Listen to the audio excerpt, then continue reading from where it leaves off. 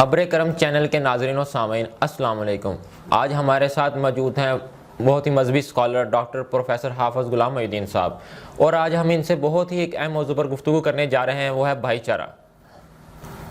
Doctor صاحب، آپ نے 92 نیوز چینل پر ایک پروگرام کیا تھا سورہ یوسف کی روشنی میں، حضرت یوسف علیہ السلام کا اپنے بھائیوں کے ساتھ کیا حسن سلوک تھا، اس بارے میں تھوڑی سی روشنی ڈال دیں۔ بہت عمدہ آپ نے سوال کیا ہے۔ حضرت یوسف علیہ السلام کا اپنے بھائیوں کے ساتھ حسن سلوک، اس موضوع کو پڑھنا وقت کی ضرورت ہے۔ آج ہمارے گھر گھر میں تفریق ہے، لڑائی ہے، حسد ہے، بھائیوں کے مابین بغض ہے، چھوٹی چھوٹی باتوں پہ ایک دوسرے کے خلاف مرنے مارنے پہ چلے جاتے ہیں۔ قرآن ہمیں یہ روشنی عطا کرتا ہے۔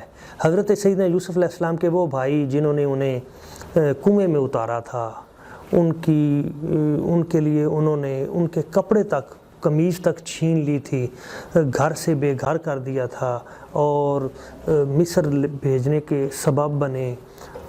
اس کے باوجود جب ان پہ مشکل وقت آیا، حضرت سیدنا یوسف علیہ السلام کریم ابن کریم، سخیوں کے سخی، آپ نے اپنے بھائیوں کو غلہ بھی دیا اور غلے میں ان کے پیسے بھی ڈال دیے، پھر انہیں سینے سے بھی لگایا، اور جب پہچان لیا تو اس وقت آپ کا رویہ اور حسن سلوک کیا تھا؟ آپ نے فرمایا لا تثریب علیکم اليوم، آج تم پہ کوئی پوچھ گچھ نہیں۔ بلکہ جب حضرت جناب سیدنا یعقوب علیہ السلام، والد گرامی حضرت یوسف علیہ السلام، وہ آئے تو بھائیوں نے مل کر ابا جی سے کہا کہ ابا جی، ہم نے جو کیا تھا اس پہ پشیمان ہیں، آپ ذرا ہمیں معافی لے دیں، سفارش کریں۔ تو حضرت یعقوب علیہ السلام نے جب حضرت یوسف علیہ السلام سے کہا کہ بیٹا یہ بھائی ہیں معافی کے لیے، تو حضرت یوسف علیہ السلام نے عرض کیا ابا جی نہ، ایسی بات نہ کریں، ان کا میرے پاس آ جانا ہی کافی ہے۔ قد احسن بی، اللہ نے یہ تو مجھ پر احسان فرمایا، اللہ پاک نے، اذ اخرجنی من السجن، مجھے جیل سے آزاد کیا، نکالا، اذ احسن بی، قد احسن بی اذ اخرجنی من السجن وجاء بکم من البدو، اور بھائیوں کو میرے پاس لے آیا، تم سب کو میرے پاس لے آیا۔ یعنی مجھے جانا چاہیے تھا مگر خود یہ آ گئے، اب اس سے بڑی کیا بات ہے؟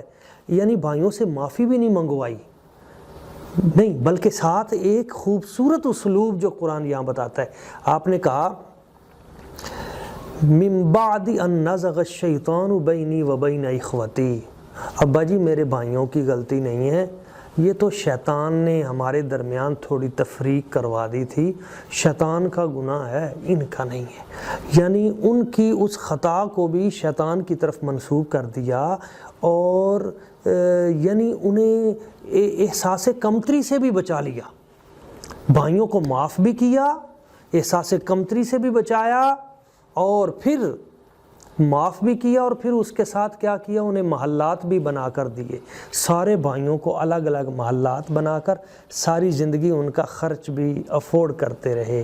آج کے دور میں بھائیوں کو چاہیے حضرت جناب سیدنا یوسف علیہ السلام کی سیرت سے یہ روشنی حاصل کریں، بھائیوں کے ساتھ محبت سے پیش آئیں، اخوت سے پیش آئیں، چھوٹی چھوٹی معاملات میں لڑائیاں نہ کریں، بجلی کے بل دینے پہ آپس میں ایک دوسرے کے ساتھ تلخ کلامی ہو جاتی ہے، معاملات بنتے ہیں، ایسا نہ کریں، بلکہ دوسروں پہ خرچ کریں۔ حضرت یوسف علیہ السلام نے اپنے بھائیوں کو معاف بھی کیا، ان پہ خرچ بھی کیا، اور کبھی احسان بھی نہیں کیا، اور اس کا نتیجہ یہ نکلا کہ آج کائنات میں حضرت جناب یوسف علیہ السلام کے نام سے نہ صرف پوری سورہ موجود ہے، بلکہ مصطفیٰ کریم صلی اللہ علیہ وسلم بھی ان کا تذکرہ محبت اور پیار کے ساتھ کرتے ہیں۔ سر ماشاءاللہ بہت عمدہ گفتگو فرمائی آپ نے حضرت یوسف علیہ السلام کی روشنی میں کہ کس طرح بھائی چارے ہونا چاہیے، کس طرح تعلقات ہونے چاہیے۔ سر آج کل جس طرح لوگ ایک دوسرے کا بھائی کا حق مارتے ہیں، اس کے بارے میں کیا ہے کہ ہاں جی؟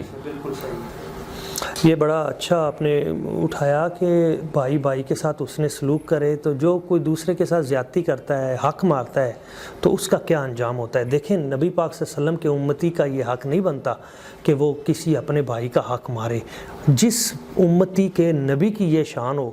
حضور فرماتے ہیں کہ بچپن میں جب حضرت حلیمہ سعدیہ آپ کو دودھ پلایا کرتی تھیں تو حضور ایک سائیڈ سے فیڈنگ کرتے تھے، دوسری سائیڈ سے نہیں۔ جب جوان ہوئے تو حضرت حلیمہ سعدیہ نے ایک بار پوچھا، حضرت عبداللہ ابن عباس اس کے راوی ہیں، حضور آپ ایک سائیڈ سے دودھ پیتے تھے دوسری طرف سے نہیں، کیوں؟ تو حضور نے فرمایا اس لیے میں دوسری سائیڈ سے دودھ نہیں پیتا تھا کہ میرا ایک اور رضائی بھائی بھی تھا، تو وہ اس کا حق تھا، میں نے اس کا حق تلف نہیں کیا۔ یہ سیرت ہے ہمارے نبی پاک صلی اللہ علیہ وآلہ وسلم کی۔ کسی دوسرے کا جو حق مارتا ہے اس کے ساتھ کیا بنتا ہے، اس بات سے اندازہ لگا لیں کہ قابیل نے حضرت حابیل کا حق مارا تھا۔ آدم علیہ السلام کے 2 بیٹے تھے، بیٹے اور بھی تھے، لیکن میں جن کی بات کر رہا ہوں قابیل اور حضرت حابیل۔ قابیل قاتل بنا، حضرت حابیل ولی کامل بنے۔ قابیل نے حضرت حابیل کا حق مارا، زیادتی کی، باپ کے سمجھانے کے باوجود باز نہ آیا اور اپنے بھائی کا قاتل بن گیا قابیل۔ نتیجہ کیا نکلا قتل کرنے کے بعد؟ حالانکہ بھائی نے وہاں بڑا پیارا اسلوب، لئن بسطت الی یدک لتقتلنی ما انا بباسط یدی الیک لیقتلک، بھائی جان اگر آپ مجھے قتل کرنے کے لیے ہاتھ بڑھائیں گے تو آپ بڑھائیں، میں آپ کو قتل نہیں کروں گا، نہ میں اپنا ہاتھ بڑھاؤں گا، آپ نے جو کرنا ہے کر لیں۔ کیا خوبصورت انداز ہے قرآن کا، بلاغت قرآنیہ بھی دیکھیے، اور ہاتھ نہیں بڑھایا، قتل ہو گئے، اپنی جان دے دی۔ نتیجہ کیا نکلا؟ وہ جو قابیل تھا اس نے وہ ظلماً اس عورت سے جو ممنوع تھی شادی کی، پھر وہاں سے بھاگ گیا۔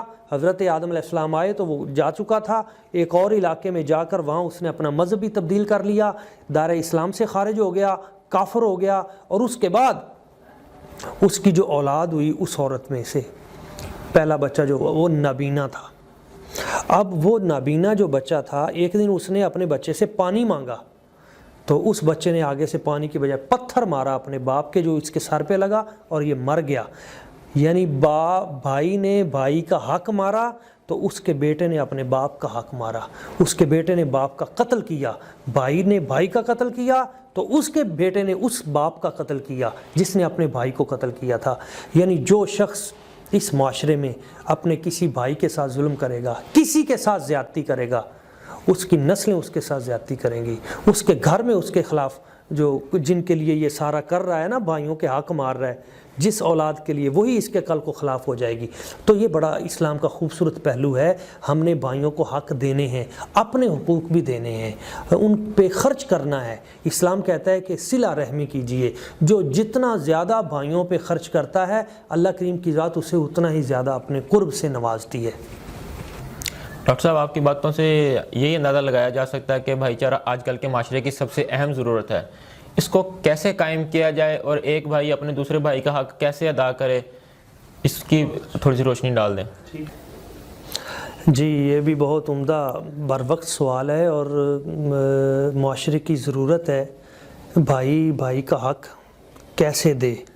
پہلی چیز تو یہ ہے کہ ہم وہ مدنی اسلوب اپنے پیش نظر رکھیں جو مدینہ طیبہ کی سرزمین سے ہمیں ملتا ہے کہ المسلم اخو المسلم، عام جو مسلمان ہے وہ بھی بھائی ہے اس کے ساتھ، اور جو خونی رشتے والا بھائی ہے اس کے ساتھ تو ایکسٹرا ہم نے محبت، پیار، اخوت اور عقیدت کا اظہار کرنا ہے۔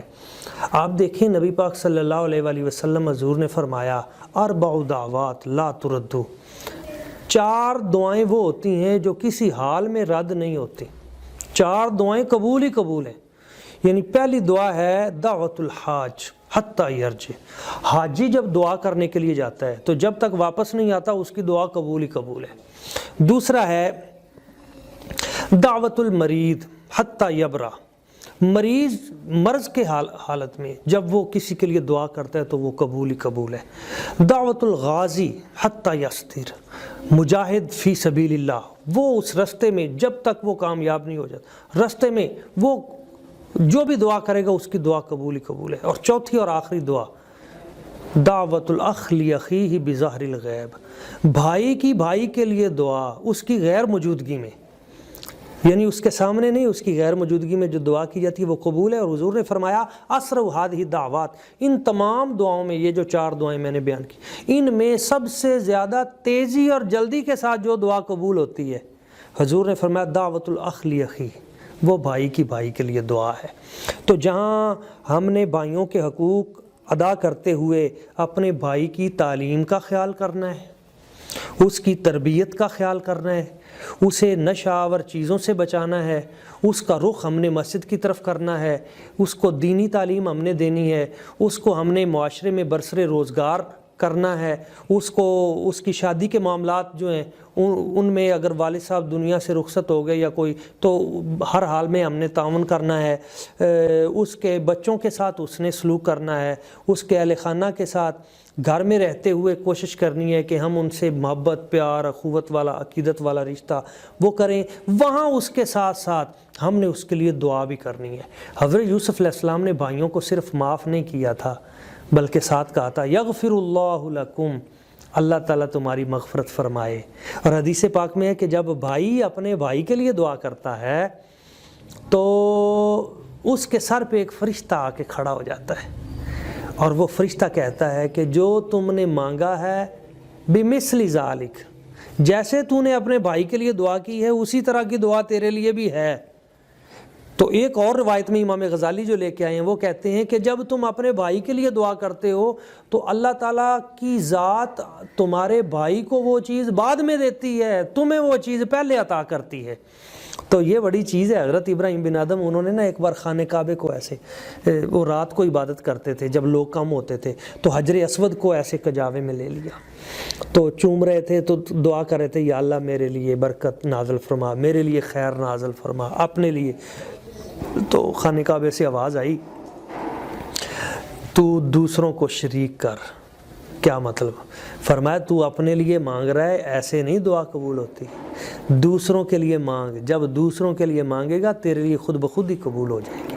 تو یہ ضروری ہے کہ ہم اپنے بھائیوں کے لیے نہ صرف اچھے القاب استعمال کریں، ان کے تعلیم و تربیت کے معاملے میں تعاون کریں، بلکہ ساتھ ساتھ ان کی صحت کے لیے، ان کی عافیت کے لیے، ان کی آخرت کے لیے، ان کی بہترین اچھی زندگی کے لیے دعائیں بھی کرتے رہیں۔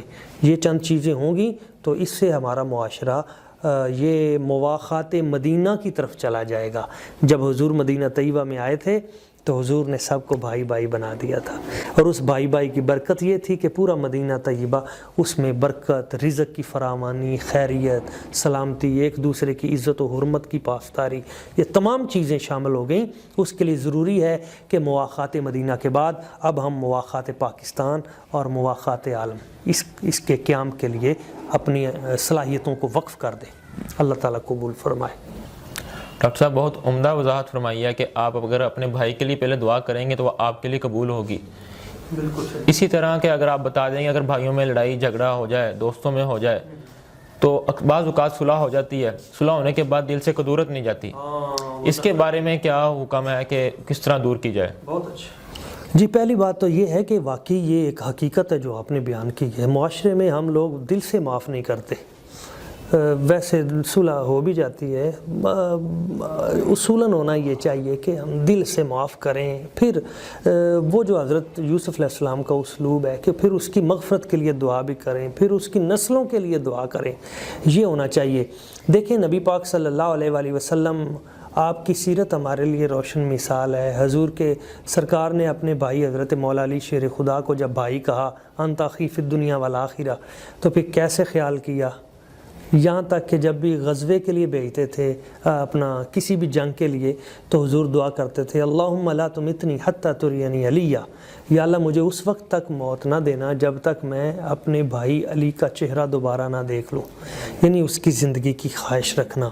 اسی طرح حضرت عباس، حضرت جعفر، حضرت عثمان، حضرت عبداللہ، یہ حضرت امام حسین کے بھائی ہیں جو حضرت فاطمہ ام البنین سے ہیں۔ حالت جنگ میں جس وقت ان کے لیے شمر لیٹر لے کے آ گیا کہ آپ چاروں بھائیوں کو اجازت ہے آپ چلے جائیں، آپ کے لیے رہائی کا میں عبید اللہ بن زیاد سے پروانہ لے آیا ہوں، تو چاروں بھائیوں نے کہا تھا نہیں، ہم امام حسین کے ساتھ جئیں گے، ان کے ساتھ شہید ہوں گے، یہ ہمارے امام بھی ہیں، یہ ہمارے مقتدا بھی ہیں، پیشوا بھی ہیں۔ تو بھائیوں نے بھائیوں کا ساتھ دیا، پیچھے نہیں ہٹے۔ آج یہ جو حسد ہے سوچنا چاہیے، اصل میں یہ ساری حسد کی کار فرمائیاں ہیں۔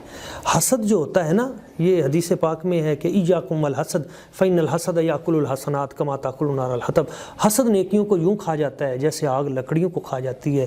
بھائی سے بھائی کی گاڑی نہیں دیکھی جاتی، اس سے اس کی تنخواہ نہیں دیکھی جاتی۔ ایک بھائی جو ہے وہ اربوں پتی ہے، دوسرا مکان کرائے پہ لے کے بیٹھا ہے، اس سے کرایہ نہیں پورا ہوتا۔ یہ قابل افسوس ہے، اور یہ اس لیے ہے کہ یہ اللہ کی ذات پہ توکل نہ ہونا ہے۔ آپ اللہ کی ذات پہ توکل کریں، بھائیوں کی خدمت کریں، بے پناہ اللہ رزق عطا فرمائے گا، اور حسد کو نکال دیں۔ سورہ یوسف کا پہلا درس یہ ہے، حضرت یعقوب علیہ السلام نے فرمایا تھا اپنا خواب بھائیوں کو نہ سنانا، حسد پیدا ہوگا۔ تو اس حسد کو ہم نے اپنی جڑ سے نکالنا ہے، اپنے دل سے نکالنا ہے، یہ نکل جائے گا بھائیوں کے اندر اتفاق و اتحاد آ جائے گا۔ اور دوسری چیز یہ ہے، حسد اس لیے پیدا ہوتا ہے کہ اس کے پاس یہ نعمت کیوں ہے، میرا بھائی اس کا مکان اتنا اونچا کیوں ہے۔ بھائی جب آپ کو یہ یقین آ جائے کہ اس کے پاس جو نعمت ہے یہ اللہ کی عطا کردہ ہے اور رب کی تقسیم پہ راضی ہو جائیں، بات ہی ختم۔ تو سب سے بڑا پرابلم یہ ہے کہ ہم اللہ کریم کی تقسیم پہ راضی نہیں ہیں، اور یہ بہت بڑا ظلم ہے۔ رب کی تقسیم پہ راضی ہو جائیں، آپ کا دل بھی پرسکون ہو جائے گا۔ آپ کے یہ جو بلڈ پریشر، یہ جو بڑے بڑے امراض ہمیں جکڑے ہوئے ہیں، آپ اللہ کی تقسیم پہ راضی ہو جائیں، آپ کی بیماریاں دور ہو جائیں گی، آپ کو اللہ تعالیٰ شفا عطا فرما دے گا۔ ماشاءاللہ ڈاکٹر صاحب بہت ہی عمدہ گفتگو فرمائی بھائی چارہ کے متعلق۔ اللہ تعالیٰ سے دعا ہے کہ اللہ تعالیٰ اس پر ہمیں عمل کرنے کی توفیق عطا فرمائے۔